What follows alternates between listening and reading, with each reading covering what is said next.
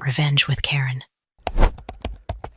You can't be serious, Brittany scoffed, flipping the contract folder like it was a menu at a Chili's. Why are we still waiting on her sign-off?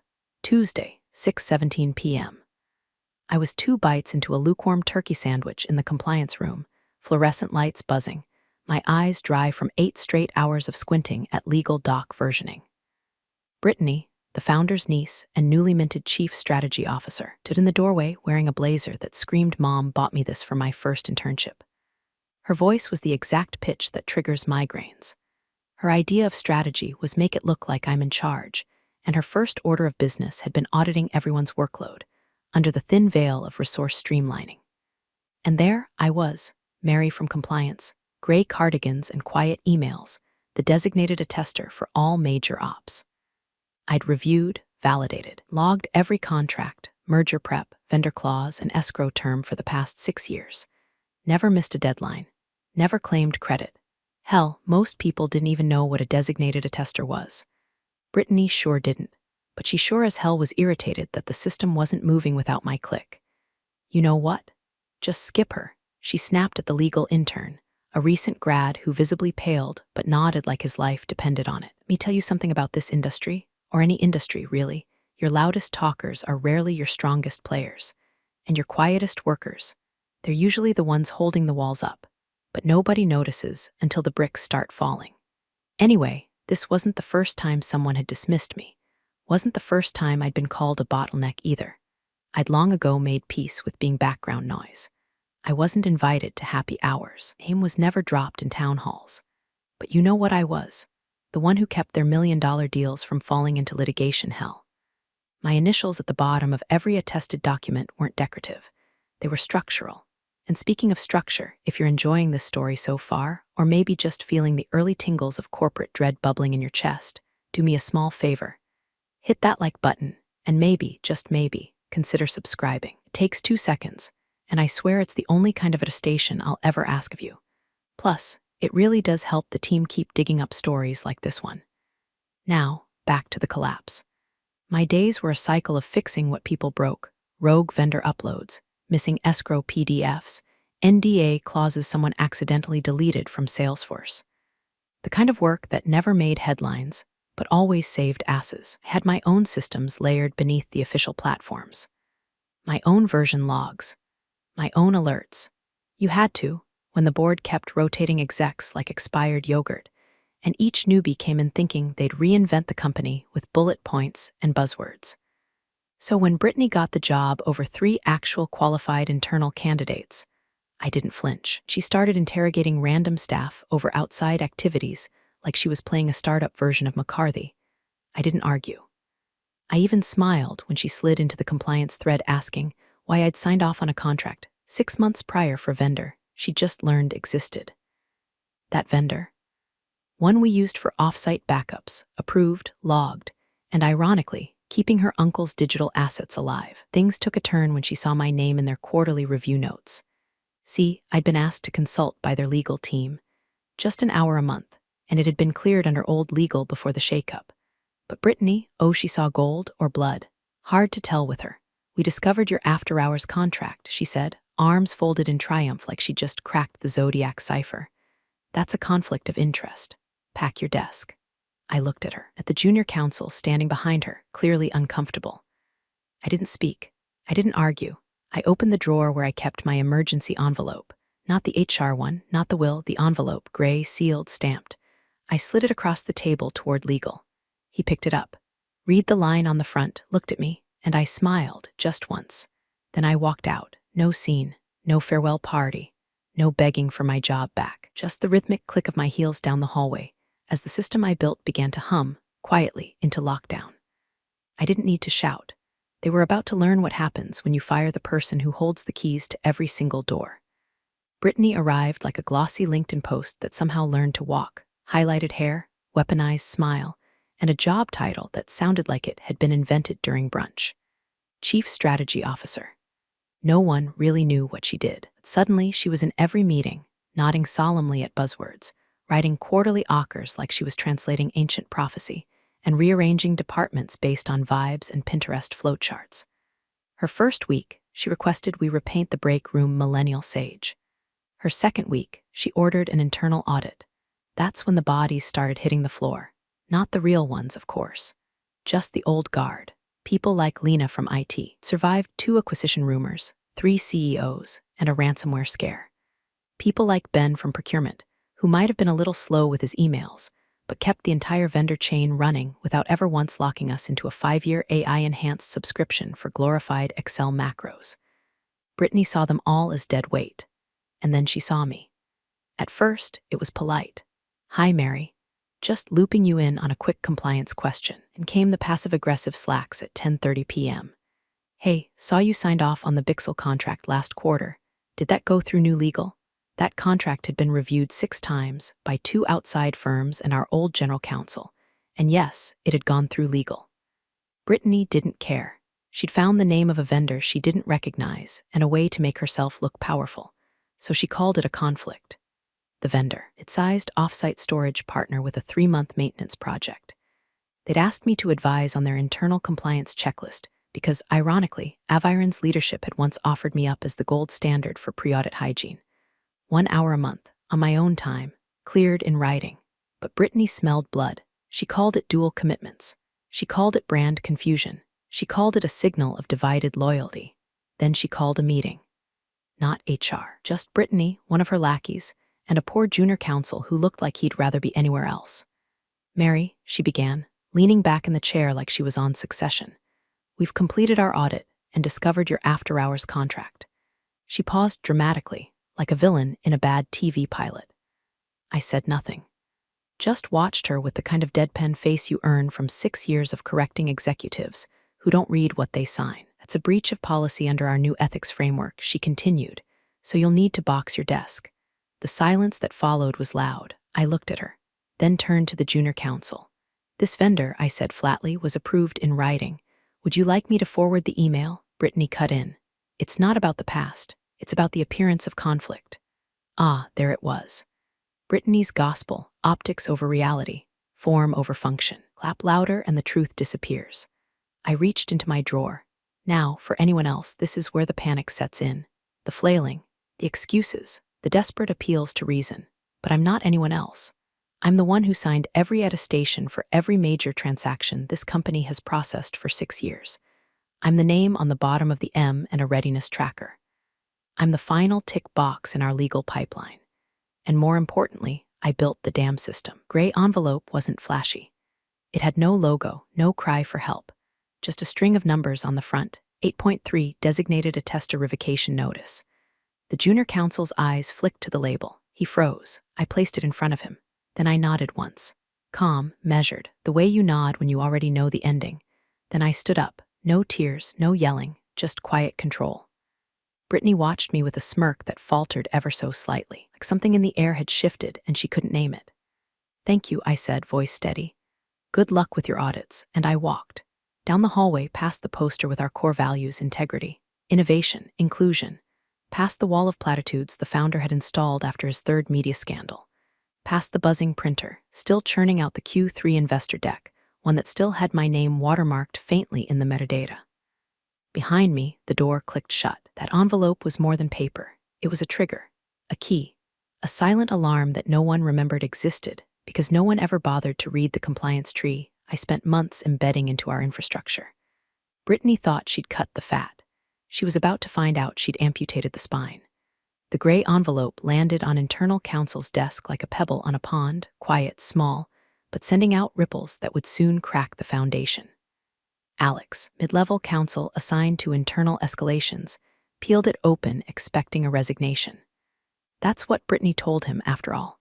She quit, she'd shrugged, already halfway through reassigning Mary's responsibilities to an overwhelmed junior analyst who didn't even have access credentials for the compliance dashboard. But this wasn't a resignation. It was a formal notice. A single printed page, no drama, just the icy precision of someone who knew exactly where the nerve endings were. Header, Clause 8.3, designated attester vacancy protocol. Signed, timestamped, delivered in accordance with policy. Alex stared at it like it was written in cuneiform, because, in his defense, Clause 8.3 wasn't part of the normal onboarding packet. It had been buried 2 years prior during a full-stack compliance overhaul, of those legal hygiene projects no one wants to touch until something goes catastrophically wrong. Mary had led it, quietly, efficiently, with input from outside counsel, finance, and yes, the CTO. The result had been a new chain of control for all sensitive operations, audits, contracts, investor attestations, anything that touched regulatory fingers.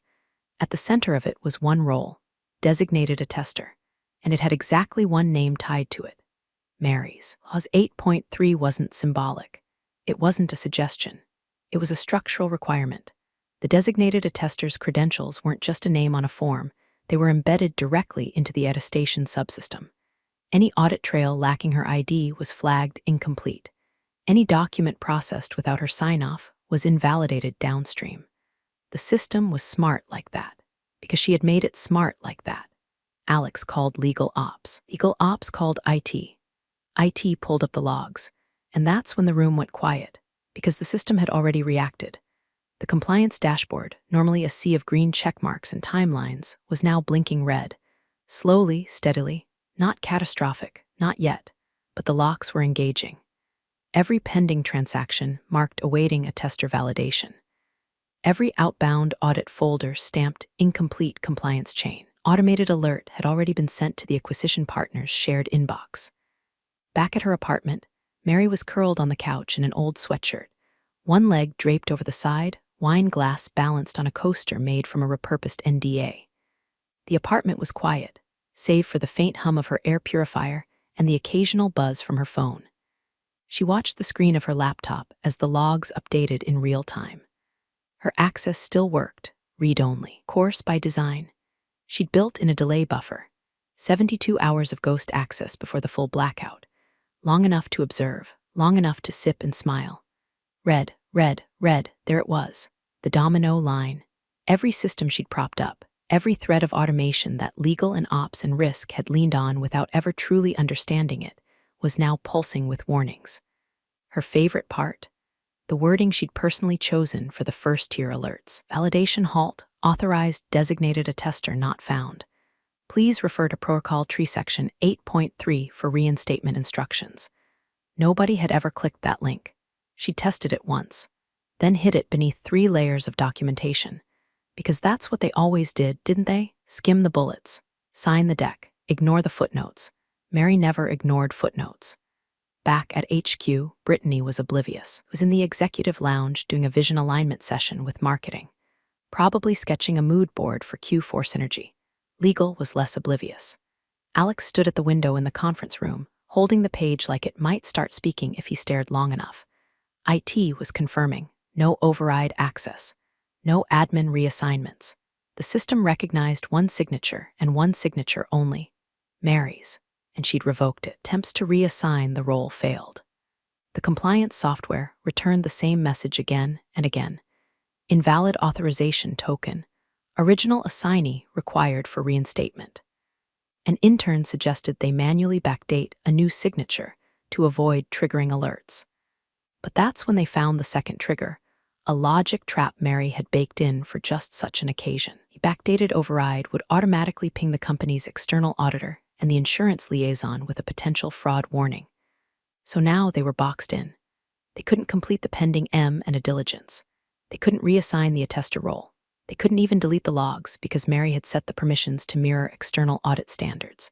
Across town, Mary refreshed the dashboard. She took a long sip of wine, still blinking red. Perfect. This wasn't revenge. Not yet. This was just the prelude, the polite knock before the storm. The warning shot fired into the air so no one could say they weren't warned. Let them sweat. Let them call each other and point fingers and flip through contracts looking for a loophole that wasn't there. Let them learn what it feels like to run compliance on memory and wishful thinking. She closed the laptop. Her phone buzzed once. A calendar invite. Subject line, quick chat. You see, acquisition partner, her smile deepened. The suits arrived early. Navy blue, pressed within an inch of their lives, armed with silver laptops and polite smiles that didn't reach their eyes. The acquisition team from Kelbridge Capital had flown in from New York the night before and were already seated in the Aviron boardroom by 8:00 a.m., mugs of untouched coffee steaming on the table like set pieces. It was the big day. due diligence, moment where all the pitch decks and founder stories, and we're like Slack, but for AI-driven compliance. Had to stand up to the brutal math of valuation models and infrastructure audits. Brittany sauntered in 15 minutes late with a venti oat milk latte and a blazer 2 sizes too tight, chirping something about vibes being excellent this quarter. She gestured vaguely at the monitors as if to say, "Behold, our empire." Then sat down, crossed her legs like a talk show host, and waited for someone else to speak. At first, things went smoothly. The buyers logged into the compliance portal. Vendor folders loaded. A few contracts downloaded just fine. The CTO ran through his prepared demo with all the confidence of a man who had no idea a time bomb had already gone off under his chair. And then, 3 clicks in, it started. The first document loaded with a red banner, pending attestation, document incomplete. Then another. Critical compliance invalidation, no designated attester on record. The legal lead from Kelbridge tilted her head. "That's odd," she said, clicking a third file. Same result. She turned to Aviron's legal team, brows furrowed. "Why are the compliance logs missing sign-off from the attester?" Alex, now officially regretting every career choice that led him to this moment, cleared his throat. "We were transitioning roles at the moment. There was a miscommunication." The lead replied, unimpressed. She typed something into her spreadsheet. "Well, this puts us in a tricky position. These gaps will freeze us from proceeding until they are reconciled. Can you walk us through who the attester is and when they'll be reinstated?" All eyes turned to Brittany. She blinked once. "Oh, her? We let her go." Silence. "You let go of your compliance attester?" The buyer asked slowly, like translating a bad dream. "For diligence?" Brittany gave a little laugh. "I mean, the system just uses a rubber stamp anyway, right? We can just assign someone else." "No," the buyer said flatly. "No, you can't." Now the air shifted. It was that corporate shift you can feel in your bones, the warmth sucked out of the room, smiles replaced with polite tension. People adjusting ties, notes being scribbled. Laptops clicking not with enthusiasm, but suspicion. The Kelbridge lead leaned forward. Was the designated attester? Brittany looked to legal. Legal looked to IT. IT looked like they wanted to crawl into the ceiling and die quietly next to the HVAC unit. "Mary Wexler," Alex said finally. The lead frowned. The same Mary who signed off on the Q2 systems audit, the one with embedded access triggers. "Yes," Alex muttered. "And you fired her?" "Yes." No one said anything for a long moment. The only sound was the soft whir of the wall-mounted projector, which now seemed to glow like a heat lamp over a pile of raw meat. The lead sighed and shut her laptop. "I'm going to pause this meeting," she said, "until we figure out whether any of this data is even valid." Brittany stammered. "This is just a hiccup. I mean, these are just technicalities." "No," the buyer said, voice cool and final. "These are clauses. This isn't about someone forgetting to update a folder. This is a missing legal requirement. Can't proceed with due diligence without a valid attester on record." She stood, nodded once to the group, and walked out. One by one, the others followed. Back in her apartment, Mary watched the security feed from the boardroom. She hadn't meant to hack anything. No, that would imply some kind of malicious intent. But she had asked for a temporary off-site access badge during her final weeks just to clean out old files, and the IT guy, bless him, had never revoked it. Sometimes ghosts don't need to break in. Sometimes they're still on the guest list. She sipped her coffee and watched as Brittany scrolled furiously through her inbox, looking for an explanation that didn't exist. On her own screen, Mary refreshed the attestation queue. Dozens of documents sat there, grayed out, frozen in time. She flipped open her notebook. It was an old habit, analog in a digital world. She made a neat little check mark under a line titled, "Triggers Post-Revocation."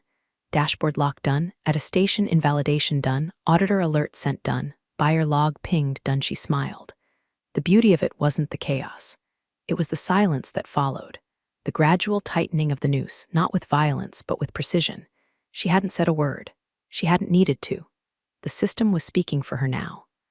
By noon, the gloves were off. Brittany slammed the conference room door so hard a framed employee core values poster tilted sideways behind her. "Just get someone else in the role." She barked at legal, arms folded, ego bruised and bleeding all over the table. Alex, already on his third and tacit tablet, pinched the bridge of his nose. "It's not that simple," he said, for the 4th time that hour. "The role isn't just a title. It's identity verified. It's Mary. We make it someone else." Brittany insisted, like you could just replace a fire alarm with a scented candle and pray nothing sparked. She's gone. It's done. Across the room, someone from IT cleared their throat. Actually, he said, tapping nervously on a laptop, it's not just a matter of assigning a new name. The attestation system uses a multi-factor protocol. Biometrics, her fingerprint, retina scan, a legal countersignature from the original designation authority. Brittany blinked. What does that mean? It means, Alex said grimly, even if you appoint someone new, the system won't recognize them unless she approves the transfer. And even then, it takes her physical input to bind it. She built the damn thing, the IT guy added. She hard-coded it into the root branch of the compliance tree. If we try to bypass or spoof the keys, it sends automated fraud flags to all our audit partners. Brittany stared like she'd just been told the fire extinguisher required a retina scan. So she made herself irreplaceable. She made herself compliant, Alex corrected. Y'all just never paid attention. A long silence followed. Then Brittany, voice low, said, "Can we backdate a transfer form? Say it happened before she left." Alex turned pale. "We can't." A backdated signature would immediately trigger the dual ledger verification. The timestamp mismatches. The system logs everything, and all those logs are mirrored to external storage, including our auditors and the insurance firm. A beat. "You mean she started?" "Yes," Alex said. "We'd get flagged for retroactive fraud. Possibly invalidate our audit trail for the last 2 quarters. Possibly tank the acquisition entirely." Brittany dropped into a chair like gravity had just doubled. And across the city, Mary sat in a sunbeam, gently flipping through a worn-out copy of the protocol tree she'd printed the night she slipped that gray envelope into her bag. The document was thick, nearly 200 pages, each one numbered, watermarked, and signed. Not by her, by the founder, twice, once in ink, once digitally. Clause 8.3 was the headline grabber, sure, but the branches, roots, those were hers. She turned the page, sipping iced coffee from a cracked mason jar. Section 8.3.1, Attester reassignment subroutine. Her initials in the margin. A line that read, "In the absence of the designated attester, all system functions requiring legal certification shall remain in suspension until the original credential holder re-engages or formally delegates authority with biometric and legal key match." Translation. Good luck. Brittany, her phone buzzed. She checked it lazily. A new email. Subject, quick chat. From partner Kelbridge Capital. She smiled. They weren't reaching out to legal, or the CTO, or that VP who liked to talk over her in QBRs and then used her phrasing in his decks. They were reaching out to her. Mary closed the protocol tree and slid it gently back into its folder. She knew they'd come. She didn't build the system out of paranoia. She built it because, for 6 years, no one had taken compliance seriously. Not until it could cost them something. Now it was costing them everything. She stood, walked to the window. Outside, the world went on. People jaywalking, dogs barking at delivery trucks, a man on a scooter trying not to get flattened by a bus. Behind her, her laptop blinked. Another access attempt failed. Another fraud alert sent. She'd linked it to a custom Slack webhook before she left. One last private joke. Every failed override attempt posted to a channel named #goodluckwiththat. It had 29 messages so far. Back at Aviron, panic settled like humidity. The CTO was now looped in. He demanded to know why no one flagged this vulnerability sooner. Alex snapped that it had been in the protocol deck for 2 years, and maybe, if someone had read more than the first 3 slides, they'd know Mary wasn't just the compliance lady. She was the firewall. Meanwhile, the Kelbridge team had gone dark. No follow-ups, no rescheduled diligence. Just one message sitting in Mary's inbox. "Would love to chat when convenient. You seem integral." She tapped out a polite reply. "Happy to talk tomorrow at 10 a.m. I'll send an invite. I assume you've seen the logs." A minute later, the read receipt popped. She smiled again, folded her hands behind her head, watched the sunlight stretch across her floor like a slow fuse. They weren't just trying to undo her. They were realizing they couldn't. The first leak didn't come from legal. It came from finance. Someone on the exit comp team, probably too young or too stressed to remember their NDA, let slip to a department thread that the merger bonuses were on hold until compliance recertification is completed. Within minutes, Slack lit up like a Christmas tree wired wrong. Threads exploded. Side channels bloomed. People who hadn't spoken to each other in months were suddenly trading conspiracy theories with the enthusiasm of Reddit detectives. Did you hear the deal's frozen? Someone said all the attestation logs are invalid.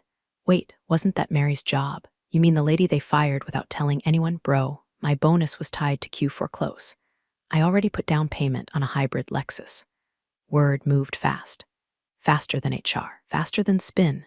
By the end of the day, the hallway air was thick with anxiety and burnt coffee. People started printing resumes at the office printer. Someone filed a vacation request for December 15th, marked final week before acquisition close hopefully, with a question mark bolded. It was petty. It was perfect. Brittany, meanwhile, had gone full ghost.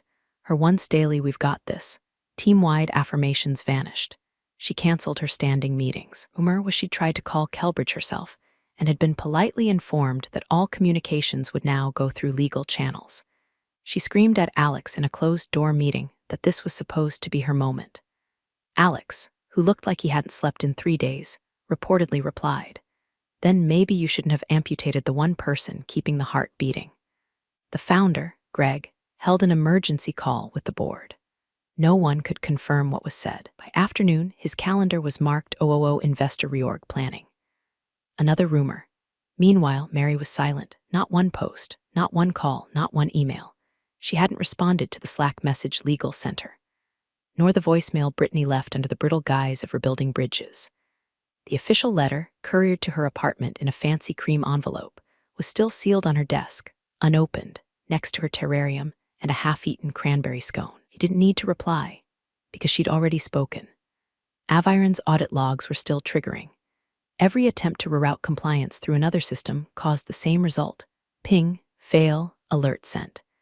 A spreadsheet she'd quietly programmed a year ago, titled Activation Flags, External Audit Protocols, was running in the background.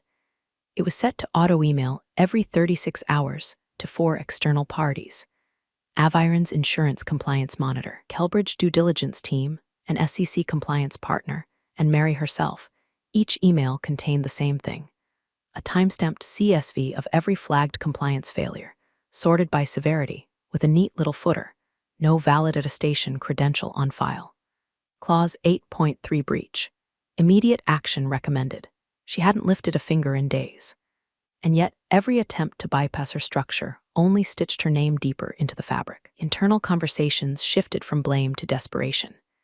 At 3:14 p.m., legal formally sent her a new offer: return temporarily as a consultant, just long enough to unlock the system and restore basic function. Full pay, no hard feelings, retroactive neutral reference. Mary read the PDF once, then archived it. No reply. They didn't want her back. They wanted a Band-Aid. And Mary wasn't in the wound-stitching business anymore, not for people who treated her like printer ink, until they realized she was the motherboard. She spent the afternoon watching sparrows land on the railing of her fire escape, sipping chamomile tea and highlighting her copy of the compliance protocol like she was editing a memoir. At Aviron, panic had gone procedural. Someone tried to spin it as a temporary systems issue in a company-wide email, but they forgot to BCC.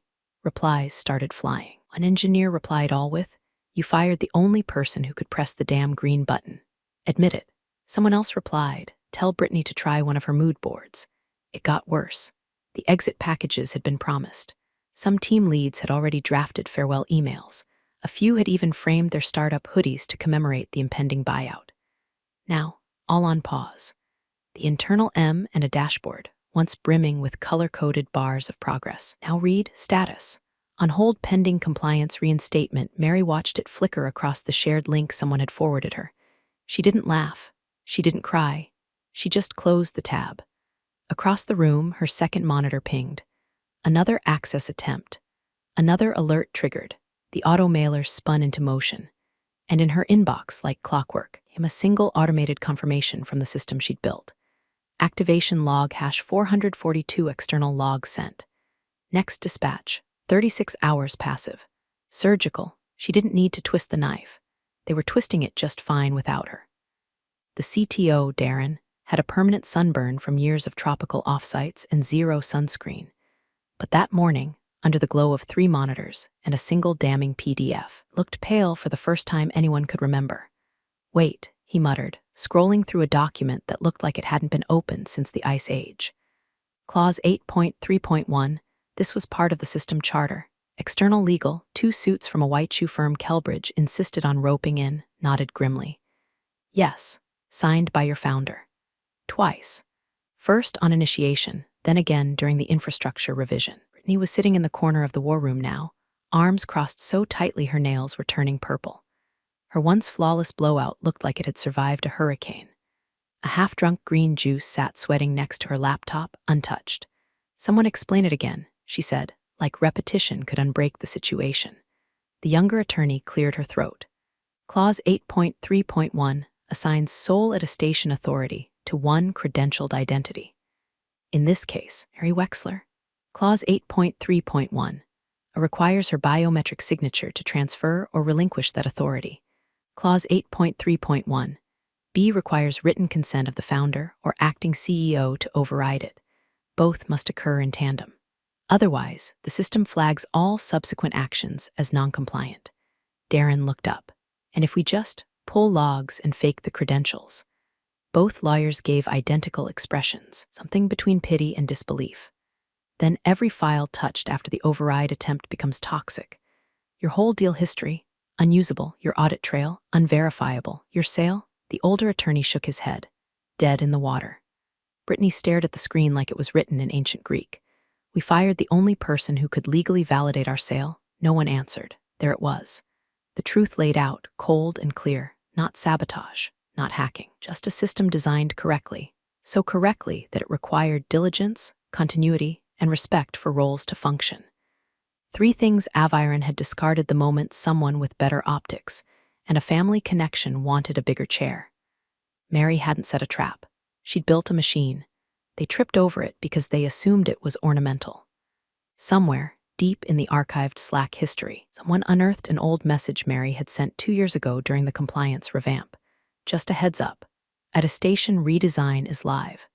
Check clause 8.3 if you're ever tempted to reroute without me. Grinning face with sweat, they hadn't checked it. They'd laughed at the emoji. Now, the company's future hung on that clause. The external auditors refused to proceed without clean lineage from the original attester. Insurance compliance liaison replied with a curt line. Attestation invalid. Risk coverage suspended until rectified. Kelbridge's diligence team sent a formal notice pausing all activity, citing structural discrepancies in compliance flow. And all because of a clause signed by Greg, the founder himself, in blue ink with a flourish, back when Mary had redesigned the architecture, because she was the only one who cared enough to future-proof it. Greg, now pretending to be strategically disengaged from Brittany's decisions, was conveniently unreachable. Rumor had it he'd flown to Jackson Hole for clarity. Meanwhile, back in Mary's apartment, the wine glass was gone, replaced by a plain mug of black coffee and a to-do list with only one item left unchecked. She flipped open her notebook again, running a finger down the protocol map. Every node, every branch, every authorization handshake. They all ended with her. Hadn't sabotaged anything. She hadn't leaked documents, hadn't changed passwords, hadn't exploited a single loophole. She had followed policy. She had written policy. What was happening to Aviron wasn't revenge. It was architecture. She wasn't angry, not anymore, just finished. They'd mistaken silence for absence. But silence had just been her way of letting the system speak. And the system was screaming. She pulled open her laptop. Another ping, another failed override attempt from Aviron. She watched the trigger fire, saw the log file bundle itself neatly and email off to Kelbridge and their audit attorneys. At the bottom of the screen, one final message from her custom Slack bot popped into her feed. Good luck with that, user. CTO attempted reassignment protocol. Flagged. Alert dispatched. Time, 11:03 a.m. EST severity, critical. She closed the window. Folded the notebook. Let them drown in the rulebook they never read. The call was scheduled for 10 o'clock a.m. on a Thursday. No fluff, no preamble. The calendar invite simply read, Kelbridge Compliance Restoration Discussion Location. Zoom. Duration, 30 minutes. Attendees, 2 partners. 1 Mary Wexler. Mary didn't bother with makeup. She wore a faded navy hoodie with a coffee stain from a month ago and tied her hair back like she was about to change a tire. She brewed a fresh pot of coffee, set her protocol binder to the side, and signed in exactly 60 seconds late. Just to remind them who controlled the clock now. The screen opened with 2 faces, mid-40s, polished but not overdone.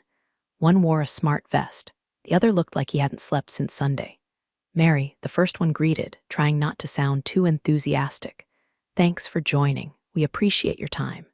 She gave a small nod. "Oh, smile." Before we dive in, the second partner added, "We want to clarify, we're not here representing Aviron. We're simply trying to understand what's required to move forward." Mary tilted her head slightly. "Then let's not waste time." She pulled up a PDF and shared her screen. It wasn't a threat.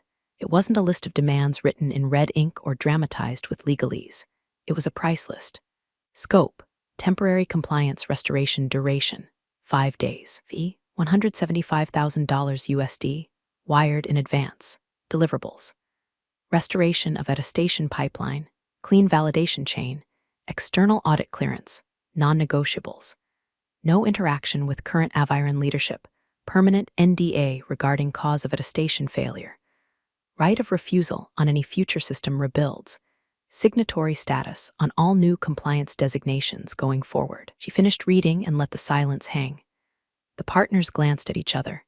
"No performance clauses?" one asked. She shook her head. "You've already reviewed the system. You know it works." Another pause, then a quiet nod. "Agreed," the older one said. Mary clicked the second tab and uploaded the file. A streamlined version of the Attester protocol. Digitally signed, time-stamped, version-controlled. Detailed the steps she would take to reactivate the chain without exposing them to fraud flags or triggering another compliance stall. "This is the update," she said. "Once funds clear, you'll receive activation credentials, deployment keys, and documentation. Your team will get a mirrored copy for internal legal." "And Aviron?" they asked. "Isn't my concern anymore." There was something surgical in her voice. Not vengeful, not smug, just the crisp edge of someone who no longer had anything to prove. They accepted her terms by 11:03 a.m. By 11:07, the wire confirmation hit her inbox. By noon, she'd submitted the first of 3 activation packets to the Kelbridge audit portal.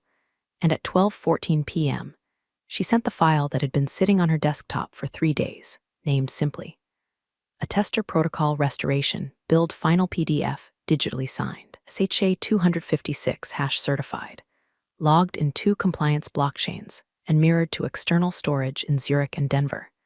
She didn't CC Aviron. She didn't need to. The buyer now had everything they needed, and none of it went through the company that had spent the last 2 weeks publicly imploding and privately begging to be let back into a room she now owned. There was no call with Brittany. No apology letter from Greg. No public acknowledgement of their failure. Just silence. And on the other end of it, Mary, standing tall in her living room, window open, air cool and clean, the city humming like a background track to a very different life. Control wasn't loud.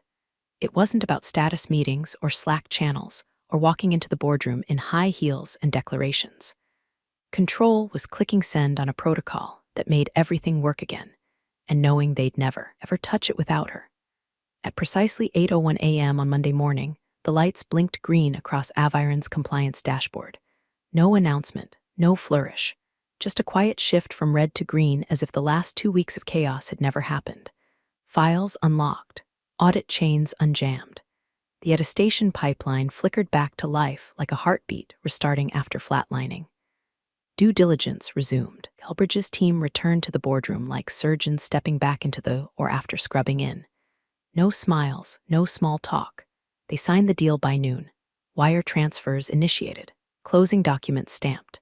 The buyout machine resumed with surgical precision, repaired, revalidated, and finally compliant. But the air inside Aviron was different now. Legal didn't speak above a whisper. Ops didn't make eye contact. CTO stayed in his office with the blinds drawn and his phone off. Brittany's desk sat empty. Her monitor had already been boxed. No one said her name, but everyone knew. The board had quietly executed a realignment of leadership responsibilities late Sunday night. The language in the email was polite, sterile words like transition and gratitude floated through the company-wide memo like rose petals over a closed casket. Behind the scenes, everyone knew she'd been the scapegoat, the sacrificial lamb, the niece who flew too close to the compliance clause. Greg, the founder, sat at the end of the signing table like someone had removed his batteries. Gone was the performative grin, the startup swagger, the buzzword Tourette's. He just stared at the last page of the agreement, hand hovering over the pen like it weighed 50 pounds. When he finally signed, he didn't look up. No one clapped. Ink was still wet when Mary's phone buzzed. Transfer complete.